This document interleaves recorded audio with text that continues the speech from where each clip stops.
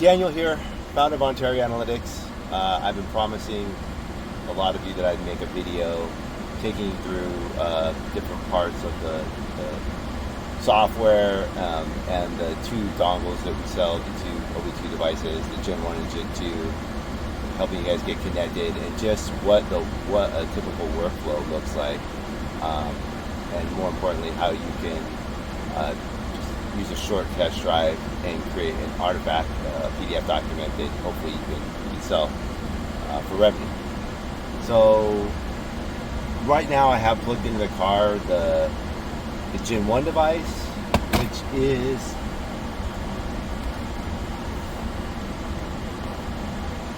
this device. Okay, so this is the Gen 1 device, and it's the least expensive option. The main issue with it for if you're a professional shop is that it doesn't do J1850, and it really is not going to be capable of supporting the full range of UDS, or really UDS at all, because of just limitations with the hardware.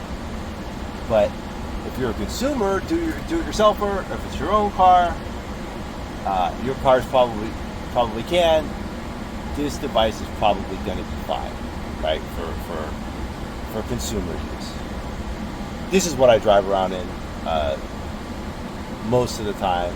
This is what the software was initially developed to use. Here we have our Gen 2 device, and this one does J1850. This one will do upcoming UDS. So this is what I recommend for most professional shops. I'm going to go ahead and plug this one in.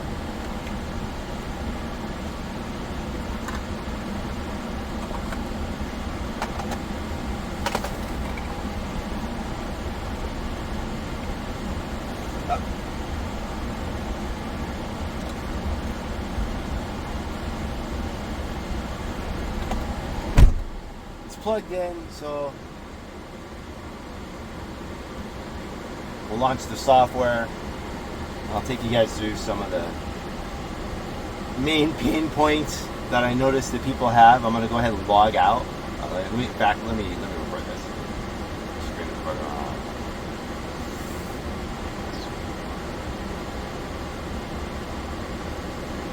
Alright.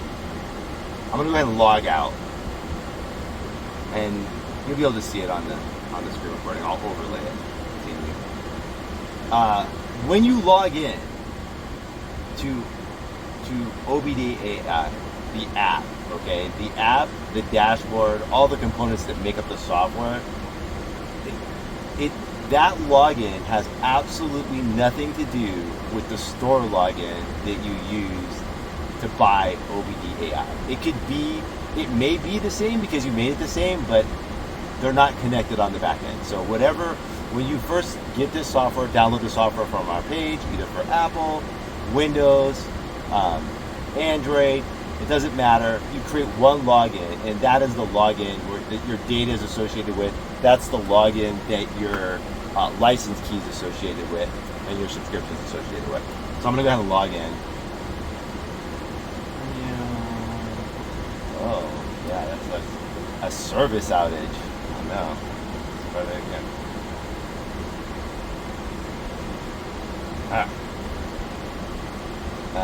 Sign in.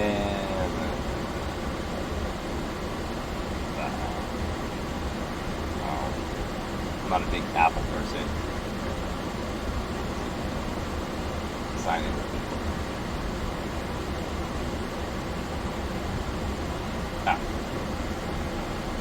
So, you'll notice when you first get the software, if you've never installed the software before, the default, in this case, on my device, it's OBD BLE. I think I've been writing OBD2 BLE in the docs, and if that's true, I'll go back and change them. That's the Bluetooth BLE device name for the device that comes in this case, the Gen 2. It's OBD BLE. The smaller device, this one, it's actually OBD AI. So depending on which device you have, that's what device you need to scan for and connect. When you get the software installed for the first time, it will by default be sent to the smaller device. You'll need to scan for and find OBD BLE. I'm going to go ahead and connect.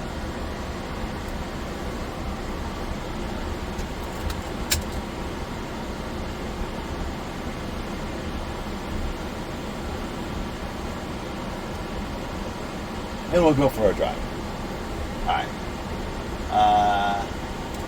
I'm going to start an ARIA test, and pretty much to the workflow for any sort of intermittent failure you don't know, you just want to create some documentation on how the vehicle's performing, you're a dealer, and you just want to create a report. I just start a drive test. Take a short drive. Start a drive test, let ARIA set up the parameters for your specific vehicle, right? And then make the short drive and get the results. So I'm going to start a drive test.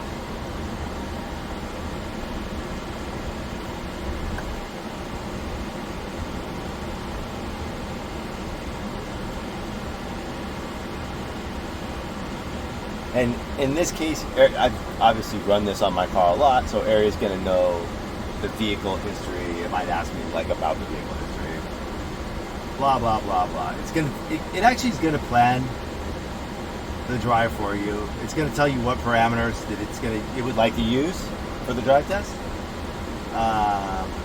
It's going to tell you like 1-2 minutes in park, gentle acceleration, steady cruise for 2 to 3 minutes. It creates the drive test. I'm not going to do any of that. I'm not going to follow any of those. I'm going to drive to the store. All right, I'm going to tell it to set it up for me.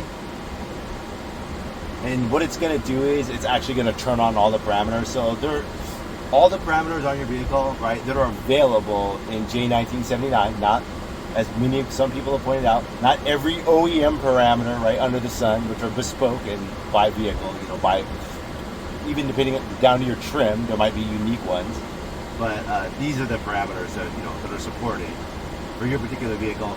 The more you add, the slower the refresh will be if you're using this sort of screen, right? I let ARIA pick the parameters. ARIA pick the parameters, and okay, so it's ready. So it's going to tell me, hey, I added all these, right? PID 10 map was not supported by this vehicle, so I left it out, but it's not supported on this vehicle. Map is. And then, it's going to tell you to pay attention while you're driving, and if you feel any symptoms, you could report it to the AI and it'll have the symptoms along with the data. All right, so I'm just going to go. We'll watch the parameters. Some of these.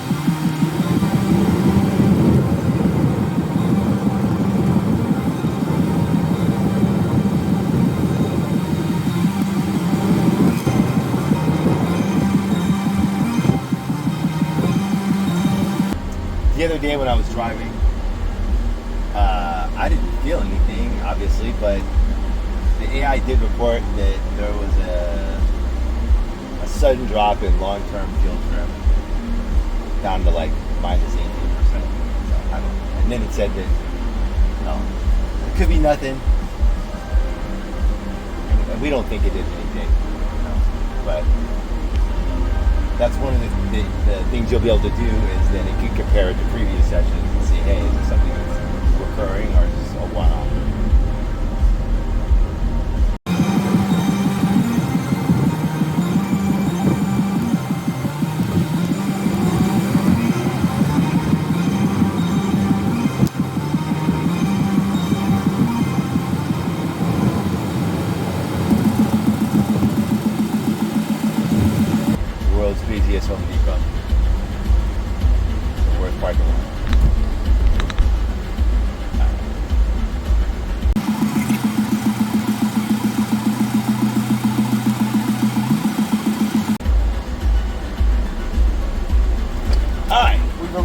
Depot. Here's our.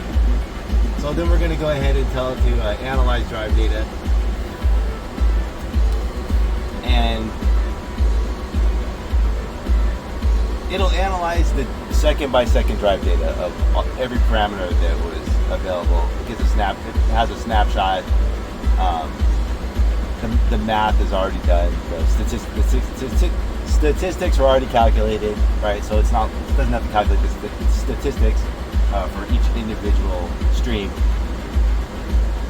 but it will look at the second by second and see if there's any anomalies. All right. We didn't say anything. Yeah, let's see here. Pretty healthy? What? Not pretty healthy.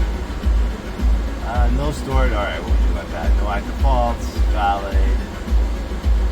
Oh, here it is again. Mostly normal Greek cell enrichment lead corrections. No, got it. No. Okay, right.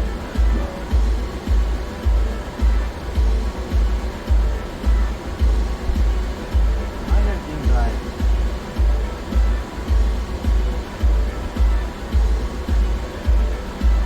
No power loss there. Oh, here it is again. I guess I take it back. It was the short-term field term.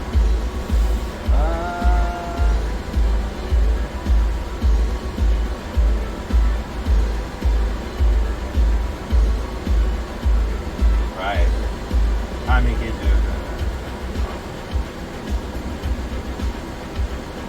No significant vacuum feed. No major field delivery. Blah blah blah. Nothing subtle. I don't notice anything.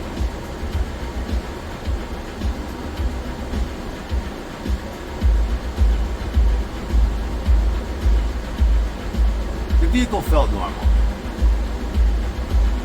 Am I getting 4 miles per gallon? I drive like a maniac, so no hesitation. All right, you can sit there and read all this, or you can say, hey, let's turn this into something I can sell. And that's this icon here that looks like a PDF.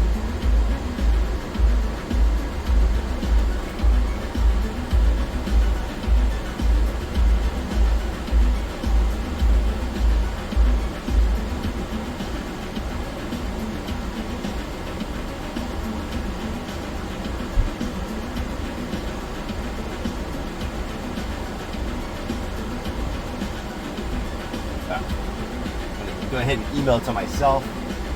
You can save it. You can send it over WhatsApp. But I'm gonna go ahead and email it.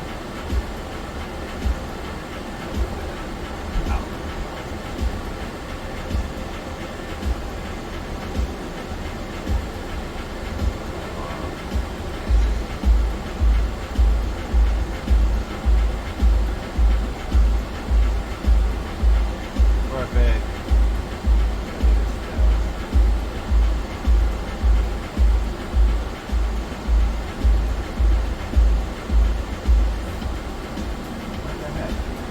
Oh, I think I changed my password. No matter. I believe it, regardless of whether it was sent or not, because I have the pro version, I'll go online and show you all after I go to the store what the report looks like online, what the data looks like online, and how you could generate customized reports with the same data. But that's the in-app report generation, which is, and I should have showed you guys a report. The in-app report generation that comes with all of the plans, even the Gen 1 $99 plan for a year. So let me go to the store, and when I get home, I'll show you the rest.